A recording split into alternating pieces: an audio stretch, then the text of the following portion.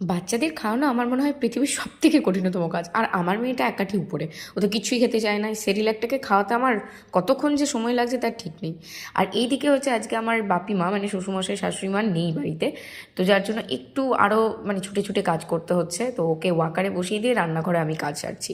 আর এইদিকে আমি করে নিয়েছি আমার জন্য চিড়ের পোলাও, কোনো রকমে করতে পেরেছি। আর আরও একটা বড় কাজ হচ্ছে যে আমার যে পেট আছে কাজু, যার বেবি ডেলিভার হচ্ছে, তাদেরকে খাওয়ানো, দুধ খাওয়ানো। কারণ কাজু আর কি মা হিসাবে ভয়ঙ্কর, ওকেই টেনে নিয়ে আসতে হয় যে বাচ্চাগুলোকে দুধ খাওয়ানোর জন্য। তো ওটা একটা বিশাল বড় কাজ। আর এইদিকে কি করব না ভেবে পেয়ে আমি ভাবলাম যে খিচুড়িটাই করি, কারণ সব থেকে ইজিয়েস্ট ওটা। আর সঙ্গে বেগুন ভাজা। আর এদিকে একটু চাও বসিয়ে দিয়েছি, কারণ খেতে খুব ইচ্ছে করছিল। আমাদের পাড়ার প্যান্ডেলটা দেখায় সরস্বতী পুজো, তো সরস্বতী পুজোর প্যান্ডেলটা খুব সুন্দরভাবে হয়েছে।